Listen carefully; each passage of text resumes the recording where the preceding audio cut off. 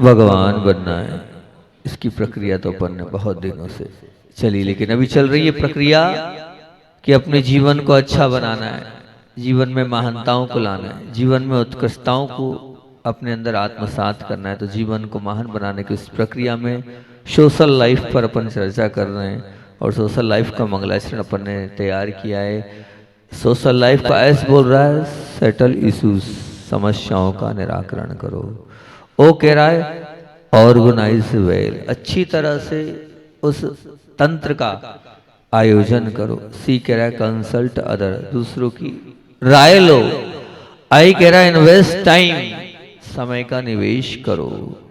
और ए कह रहा है अकोमोडेट वीक, जो कमजोर हैं उनको भी उनको भी शामिल करो।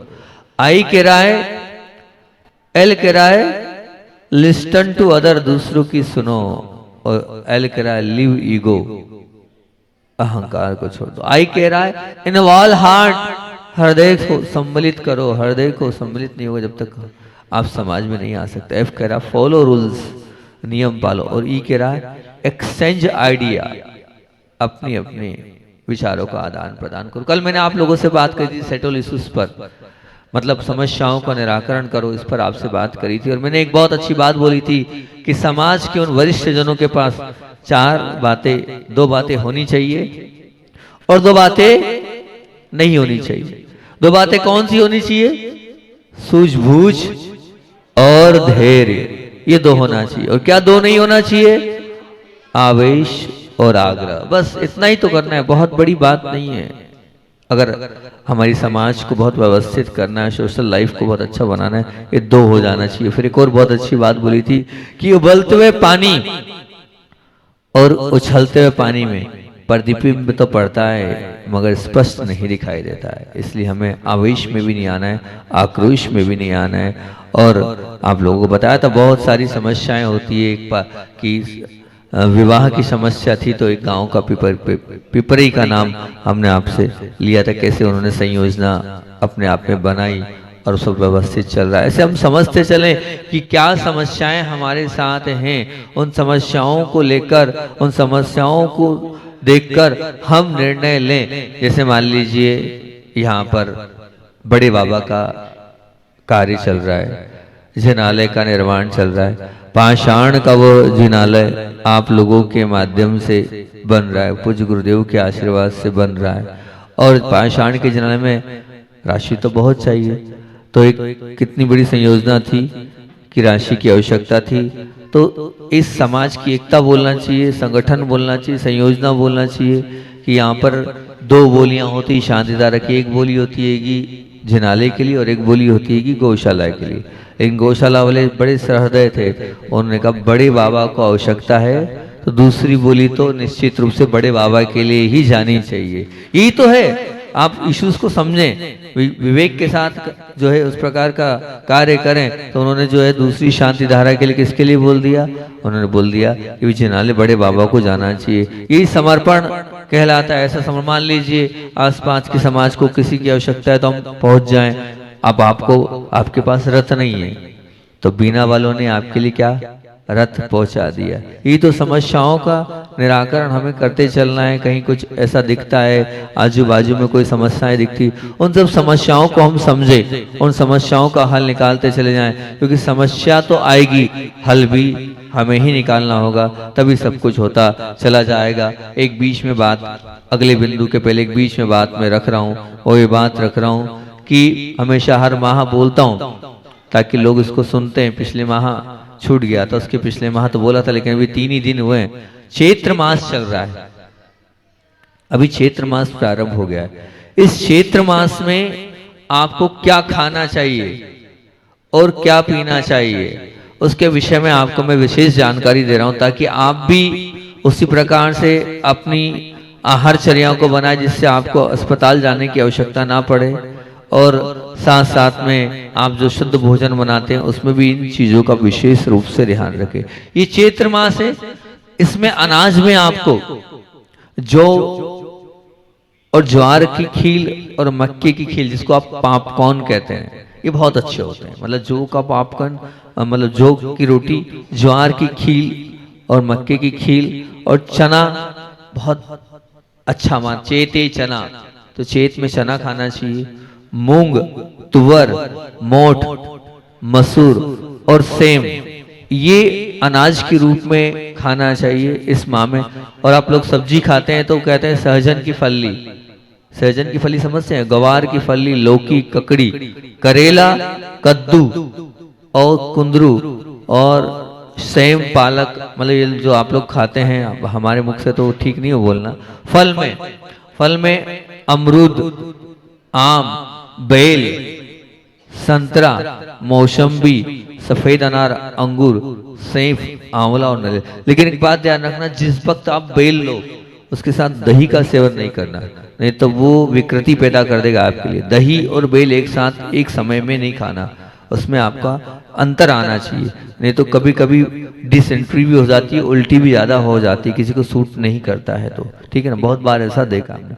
मसालों में काली मिर्च, हल्दी, सूखा धनिया, हरा धनिया, मीठा नीम बहुत अच्छा रहता है इस समय, अजवाइन, जीरा, मेथी, सौंफ, थोड़ी लाल मिर्च, थोड़ी हरी मिर्च और पुदीना, सौंठ, इलायची और पतली दालचीनी, इसका आप मसाले में सेवन कर सकते हैं। और अन्न में इस समय नींबू, दूध, छाछ, ठंडाई, छेना और साथ साथ में कहा है कि छेने के साथ साथ यहाँ पर कहा गया है क्या कि खांड यानी देशी शक्कर आपको इसमें लेना चाहिए, ठीक। और जो खजूर हैं वो भिगे हुए इस समय लेना चाहिए, और जो मेवे हैं चाहे वो बादाम हो, चिरंजी हो, मनोक्का हो, उसको भी आप गला कर लें। और दूध को लेने के लिए दूध में थोड़ी हल्दी और थोड़ा घी मिला के लें, ये इतनी चीज खाने के लिए। लेकिन कम क्या खाएं, पुराना गेहूं कम खाएं, बाजरा भी कम खाएं, मक्के की रोटी भी कम खाएं, मक्के का पॉपकॉर्न खा सकते हैं लेकिन मक्के की रोटी कम खाएं, टमाटर कम खाएं, पपीता, केला, हींग, लौंग, जायफल, पुरानी इमली, मीठी लस्सी, दही, तिल, मूंगफली, अलसी, अलसी का तेल, तिल का तेल, नारियल का तेल, सरसों का तेल, मूंगफली का तेल और साथ साथ में काजू, पिस्ता और अखरोट कम खाएं। और बिल्कुल ना खाएं, क्या बिल्कुल नहीं खाना है, तो ना खाएं में नया गेहूं बिल्कुल नहीं, उड़द की दाल, उड़द से बनी कोई भी वस्तु नहीं, इसको बहुत ध्यान से सुनो, क्या नहीं खाना है। राजमा की सब्जी और राजमा बिल्कुल भी नहीं इस एक महीने में, कुल्थी की दाल नहीं, मटर नहीं, आप लोग खाते तो फूल गोभी, पत्ता गोभी, ये बिल्कुल नहीं खाना, वैसे नहीं खाना चाहिए फिर भी, और इस समय तो बिल्कुल नहीं खाना। मेथी नहीं, बैंगन की सब्जी आप लोग खाते हो, भले कहते तो हम नहीं खाते लेकिन खाते हो, अभी इस महीने में नहीं खाना बिल्कुल भी।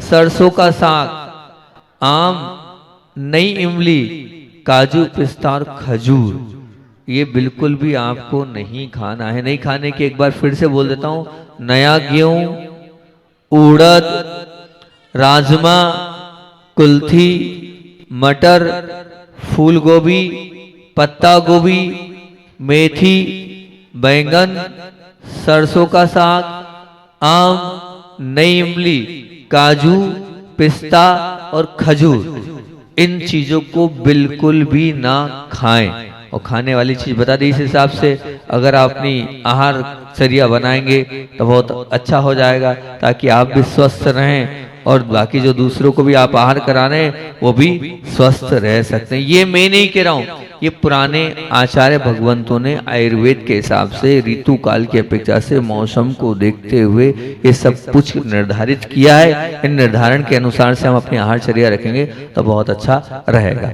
अब बात चल रही है कि सोशल वर्क की ओ की, और ओ में हमने बोला है ऑर्गेनाइज वेल, अर्थात अच्छी तरह से तंत्र का आयोजन करो।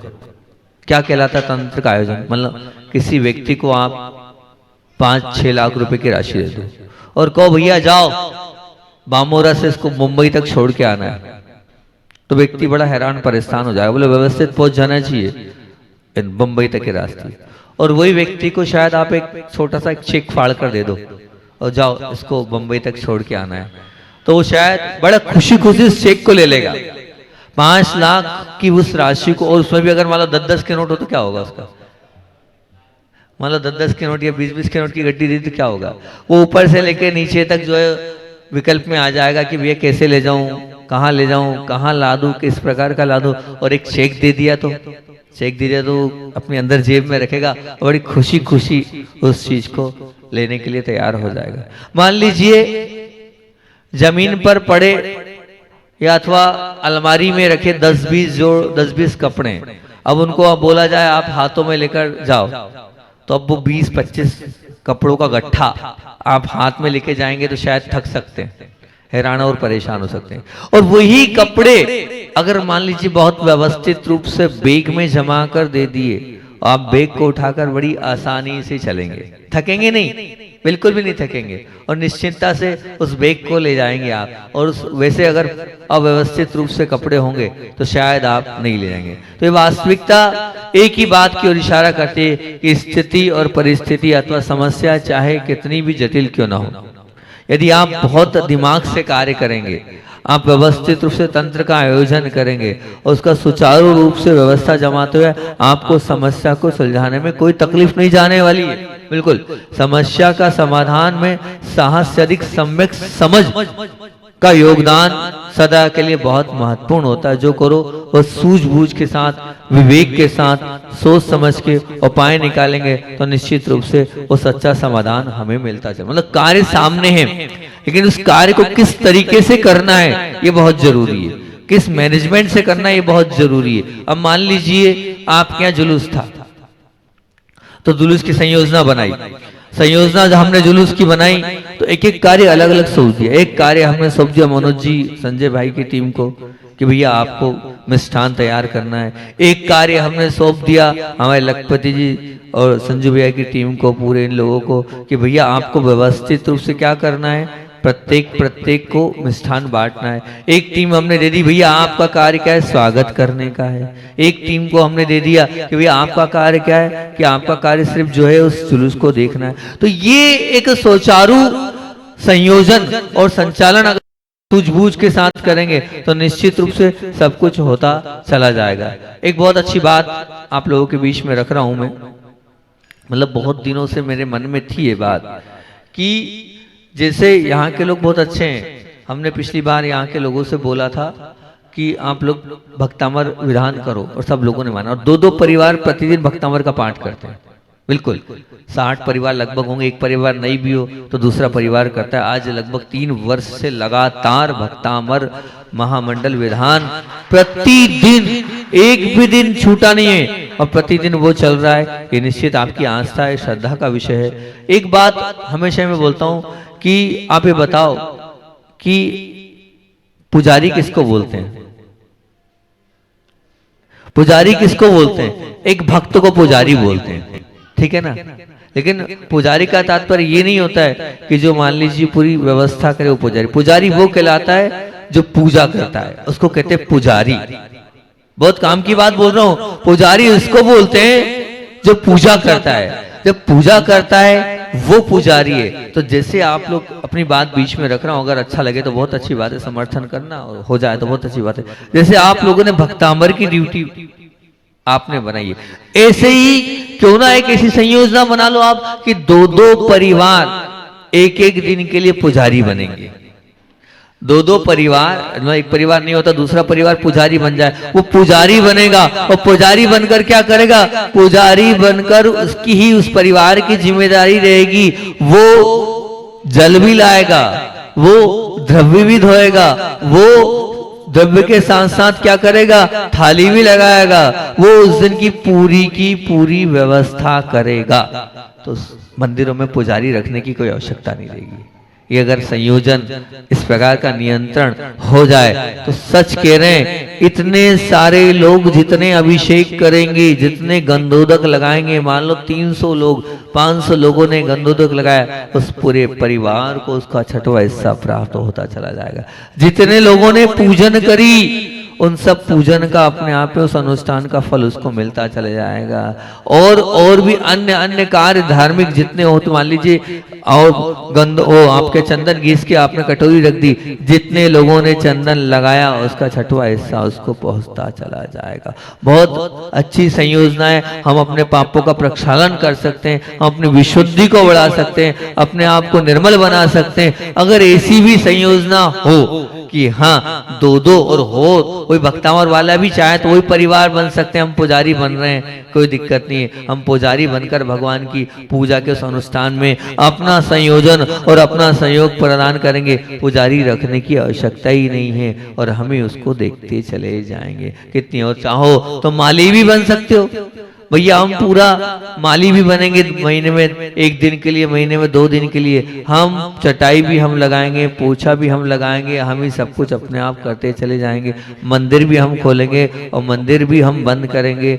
ऐसे आप चाहो तो माली भी बन सकते हो। जो माली बन जाएगा निश्चित वो माला माल हो जाएगा, क्योंकि वो किसका माली बन रहा है? वो 3 लोग के दरबार का माली बन रहा है। कोई बगीचे का माली थोड़ी बन रहा है, वो भगवान के दरबार का माली बनने वाला भी पुण्यशाली जीवी होता है, वही भगवान का माली बन सकता है। ऐसा आयोजन, ऐसा संयोजन भी आप चाहे तो कर सकते हो। और नहीं तो महिला मंडल है, वो महिला मंडल भी अपनी जिम्मेदारी ले सकता है। वो ये ले सकता है कि क्या करें, द्रव्य सामग्री रहती है, वैसे तो अभी हालिया विधान में किया था, हम ही द्रव्य सामग्री को व्यवस्थित साफ करें, हम ही जो है 2-2 महिलाएं झाड़ू पोछे की जिम्मेदारी लें, हम ही सफाई जाले आदि की लें, हम ही बर्तन धोने की जिम्मेदारी लें। 1-1, 2-2 दिन वो महिलाओं की ड्यूटी लग जाए और माताओं की ड्यूटी लग जाए और बहनों की ड्यूटी लग जाए और वो अपने हिसाब से उसको पूरा मैनेज करे। तो एक अपने आप में एक बहुत बड़ा संयोजन ये हो सकता है।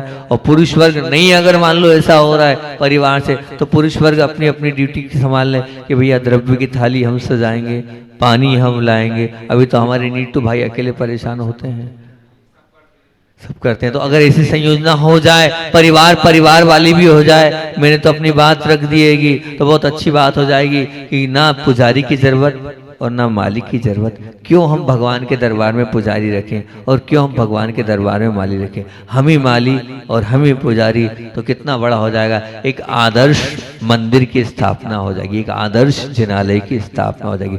अभी नहीं हो सकता है, हो जाए तो बहुत अच्छी बात है, नहीं तो बड़े बाबा विराजमान हो जाए उस आदर्श जिनालय में, इस बात को रख सकते हैं कि हम ही पुजारी और हम ही माली, हम ही पूरी व्यवस्था करेंगे, क्योंकि हमारी समाज में वो एकता का प्रतीक माना जाएगा कि हम सब मिलकर उस बात को व्यवस्थित करते चले जाएंगे। मैं ये कहता हूँ मीटिंग होती है, बहुत सारी मीटिंग होती है, लेकिन जो मीटिंग्स आप लोग करते हैं, मीटिंग के जो निर्णय होते हैं, वो निर्णय बहुत सारे लोग आप तक, आपकी मीटिंग तक नहीं पहुंच पाते हैं। बहुत कम लोग होते हैं जो मीटिंग तक आते हैं। तो हमारा ये आजकल इलेक्ट्रॉनिक्स मीडिया का पूरा है, तो हम यही कहते हैं कि सबसे अच्छा तरीका ये है कि जब वो मीटिंग होती है, उस मीटिंग की पूरी जानकारी लिखित रूप में होना चाहिए, और लिखित रूप में होने के साथ उस जानकारी को सभी जगह वायरल करना चाहिए। एक सदस्य तक वो जानकारी पहुंचना चाहिए कि आपने आखिर क्या निर्णय लिया है। उस निर्णय की पूरी जानकारी होनी चाहिए, ताकि वो निर्णय उसके पास पहुंचे। और मैं तो इतना बोलता हूं कि आप लोग के पास मोबाइल है तो आप मोबाइल चालू करो, आधे घंटे की 1 घंटे की मीटिंग है, उस मीटिंग को आप रिकॉर्ड करो, और रिकॉर्ड करने के बाद वो मीटिंग्स की रिकॉर्डिंग सब सदस्यों तक पहुंचना चाहिए कि हाँ ये हम नहीं, आप नहीं आए कोई बात नहीं, आपके पास समय नहीं था, पर ये बातचीत मीटिंग्स में इनने ऐसा बोला, उनने वैसा बोला, ये सब जानकारी हो जाएगी। ये एक बहुत सफल तरीके से तंत्र का आयोजन हो जाएगा, सबको आपकी बात की जानकारी मिल जाएगी कि किस प्रकार से क्या क्या निर्णय हुआ। आगे वाली मीटिंग्स में आप ऐसा कर सकते हो, ब्लैक बोर्ड में आप जैसे मीटिंग का लिखते हो, तो मीटिंग के क्या निर्णय हुए उनको भी व्यवस्थित रूप से बिंदु वाइज बिंदु बनाकर आप लिख लोगे तो बहुत अच्छी बात है। मोबाइल पर भी आप वायरल कर लोगे तो बहुत अच्छी बात है। तो वो जो बातें हैं, वो जो निर्णय हैं, वो सब तक पहुंच जाएंगे। सब तक पहुंचते नहीं है, सबके पास जानकारी पहुंच नहीं पाती है, तो सबके पास जानकारी पहुंचे, सबको उसका मालूम हो। इस प्रकार से आप बहुत अच्छे से उस कार्य में अपनी सहभागिता दे सकते हैं। यही कार्य होते हैं कि हम उन सब कार्यों को बहुत अगर सोच से, समझ से और सूझबूझ के साथ कर लेंगे तो वो कार्य सुचारू रूप से हो जाते हैं। बताओ, आपसे हम पूछ रहे हैं कि आप बहुत सारी मीटिंग्स लेते हो, लेने के बाद क्या उस सब की निर्णयों की जानकारी सब तक पहुंच पाती है क्या? बताओ, पहुंच पाती है क्या? कायदा क्या है, वो नहीं आया तो क्या हुआ, लेकिन वहां तक उस तक पहुंचना तो चाहिए ना। तो ये जब इतना आप यूज कर रहे हो तो ये सब यूज करो ना, ताकि हमारे निर्णय वहां तक पहुंच पाए, हमने क्या निर्णय लिए हैं और वो सामने वाला उस निर्णय को कितना फॉलो कर पा रहा है, कितना नहीं कर पा रहा है। ये बात मैंने दी है और ये बात भी आप लोगों के बीच में रखी कि इस तरह से आप अच्छी तरह से तंत्र का आयोजन करोगे तो बहुत अच्छा। मैंने एक बात और उस दिन बोली थी, मैं कल से नाम सोच रहा हूं, मैं नाम नहीं सोच पा रहा हूं। अब मैं आज सुबह भी नहीं सोच पाया, कुछ ना कुछ नाम का एक संयोजन देना, जैसे पुण्यानुभूति, एक संयोजन और एक आयोजन आप लोगों के बीच में दिया। पुण्यानुभूति का तात्पर्य यही है कि आपने नगद दिया है तो उसकी अनुभूति आपको तुरंत होती है कि मैंने कुछ किया है, सच में मैंने अपने आप को अनुभूति के साथ सारोबार किया। ऐसे ही एक मैं संयोजना और देने का भाव है मेरा कि प्रतिदिन यहाँ के बच्चों के पास सुना बैंड बाजे भी हैं और बच्चों के एग्जाम भी हो गए, तो वो बच्चे ही अपना सेवा दल के साथ कहाँ जाए, कोई ना कोई एक, अभी नाम सोच रहा हूँ, कल तक नाम दे दूंगा सोच समझ के, या तो गुरु भक्त या गुरु भक्ति, या और अभी सोच रहा हूँ वो आचार्य श्री जी की पूजन सजा कर लाए अपने घर से, बैंड बाजे के साथ वो आए और वो परिवार आचार्य भगवान के एक तो यहाँ सजेगी, जो बच्चे पाठशाला के सजाते वो तो सजेगी सजेगी, वो दूसरे लग करेंगे, और एक वो पूरा परिवार आएगा, एक तरफ वो स्थापना करे, एक तरफ वो स्थापना करे, और वो सजा धजा कर उसके परिवार की तरफ से पूज्य गुरुदेव की जो है वो पूजन होना चाहिए। और एक महीने में जो सबसे सुंदर द्रव्य सजाकर पूजन आचार्य भगवान की करेगा, उसको जो है यहाँ की कमेटी, यहाँ के मुख्य लोग सोच समझकर उसे पुरस्कार भी दे सकते हैं। इससे पुण्य भी बढ़ेगा, विशुद्धि भी बढ़ेगी और बहुत अच्छा लगेगा भी कि आचार्य श्री के प्रति अगाध भक्ति है, अगाध श्रद्धा है और वो समझते हैं, करते हैं। तो एक आध परिवार कल के लिए तैयार हो जाए कि कल हम आचार्य श्री जी की पूजन की बहुत अच्छे से थाली सजाकर और लेके आएंगे और आचार्य भगवान की पूजन हमारे परिवार से होगी और हमारे परिवार बिल्कुल पूरे सब लोग एक साथ मिलकर हम पूरा परिवार को लेकर कल की पूजन करेंगे। कोई एक आध तैयार हो जाए कल के लिए, एक आध नाम कोई तैयार है कल आचार्य श्री की पूजन करने? कोई है आचार्य श्री का भक्त? या नहीं है, एक आध भी भक्त नहीं है, कोई नहीं है? कोई है एक आध भक्त जो कल लेके आएगा सजा धजा के द्रव्य सामग्री अपने घर से, अपनी स्वयं की और अपने स्वयं की द्रव्य सामग्री से पूजन करेगा, भक्ति करेगा? अच्छा, बहुत अच्छा। हमारे पिंटू भैया की बालिका ने बोल दिया कल हमारे यहाँ से आचार्य भगवान की पूजन आएगी, तो पिंटू भैया के यहाँ से कल जो है आचार्य भगवान की पूजन बड़े ठाट बाट के साथ आना चाहिए, बहुत अच्छे से आना चाहिए। अगर बाजे पहुंच जाए तो वो तो नहीं, बाजे होना तो सबसे बढ़िया। कोई लेने नहीं आए तुम थाली लेना, चम्मच लेना और थाली उससे या कटोरिया उससे लेते हुए बजाते बजाते आ जाना, बिल्कुल बिल्कुल अच्छे से गाते बजाते आना। आपको कल की पूजन का पूरा पूरा मौका आपके पूरे परिवार को मिलेगा। इससे भक्ति भी बढ़ेगी और साथ साथ में हमारे अंदर का जो है श्रद्धा और आस्था भी पता चलेगी हम गुरु जी के कितने भक्त हैं भी कि नहीं है। तो मेरा कहना ये है कि उसी टीवी में आप अपनी मीटिंग्स की जानकारी दो ना, उसी में आप वो भी जानकारी दो, उसी के लिए टीवी लगाइएगी ताकि व्यक्ति पढ़ता हुआ जाए, देखता हुआ जाए। निश्चित रूप से इसकी जानकारी अगर सबको मिल जाती है तो अपने आप आता चला जाता है। अब मान लीजिए प्रवचन करने थे, आधे लोगों को मालूम ही नहीं है कि 7 बजे 6:45 का समय हो गया है, या आप लोगों का नहीं पता है। तो क्यों नहीं पता है? क्योंकि अभी आपका जो कहना चाहिए कि वायरल करने का तरीका है वो बहुत अच्छा नहीं पढ़ते कोई ब्लैक बोर्ड। कौन ने कहा ब्लैक बोर्ड पढ़ते? आज का जमाना सिर्फ इसका है, इसको सब पढ़ते हैं। ये व्यवस्थित होना चाहिए, इसका समझ रहे ना, मतलब झुंझुना बोलते हैं इसको। झुंझुना मतलब क्या? मोबाइल। इसका जमाना है, इसी को सब लोग पढ़ते हैं, तो इससे सब जानकारी अपने आप पहुंचाते चले जाएंगे तो बहुत अच्छी बात हो जाएगी। और आगे वाला बहुत अच्छा पॉइंट है, कंसल्ट अदर, अर्थात क्या करना है? दूसरों की राय लेना है। अगर हम समाज में हैं तो किस प्रकार से दूसरों की राय लेना है और आचार्य भगवान की बात भी आप लोगों के बीच में रखना है कि आचार्य श्री का एक बहुत सुंदर संस्मरण कल भी छूट गया, मैं संस्मरण सुना दूं, अगर कंसल्ट अरर में लग गया तो आचार्य श्री का संस्मरण छूट जाएगा। इसका मुख्य सार हमने आप लोगों के बीच में रख दिया है कि अगर एक एक परिवार दो परिवार तैयार हो जाए और वही माली और वही पुजारी बन जाए तो अपने आप में बहुत बड़ी व्यवस्था हो जाएगी, ऐसा विचार आप कर सकते हैं। और दूसरा, अगर नहीं हो पा रहा है तो महिला मंडल ये ले ले कि हम जो है झाड़ू दो महिलाएं पोछा करेंगे, ये व्यवस्थित करेंगे, और पुरुष वर्ग ले ले कि हम द्रव्य सामग्री को धोएंगे, व्यवस्थित थाली देंगे, तो बहुत अच्छी वजह। और कोई जो मीटिंग्स हो उस मीटिंग को संयोजना इस प्रकार से उसका लिखित रूप में तैयार हो, ब्लैक बोर्ड पर लगे, टीवी पर चले और प्रत्येक के मोबाइल में पहुंच जाए, तो कम से कम सबको जानकारी मिल जाए। ये सही तंत्र की मतलब अच्छी तरह से कार्य का आयोजन हो जाता है, इससे सब कुछ कार्य अपने आप बहुत अच्छे से व्यवस्थित रूप से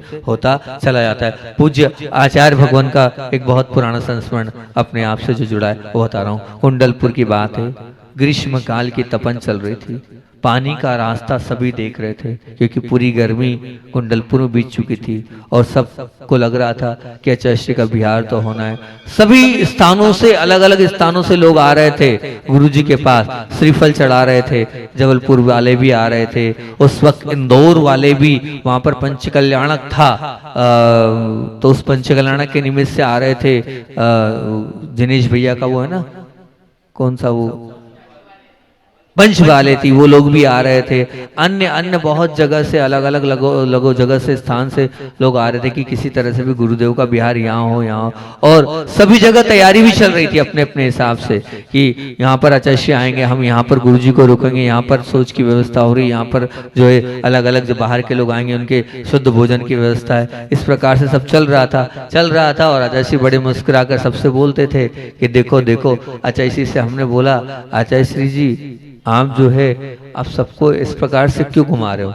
स्पष्ट जाना आपको है और आप जानते हो कहाँ जाना है, आपको जाना है, तो आप क्यों सबको इस प्रकार से कर रहे हो? आप स्पष्ट कर दो ना, इतना क्यों परेशान कर रहे हो?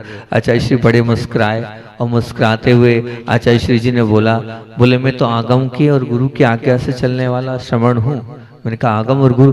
बोले हाँ, आगम में भी कहा है वचन मत दो और गुरु ने भी कहा है वचन मत दो। आगम में ही आया अनुभव वचन बोलो।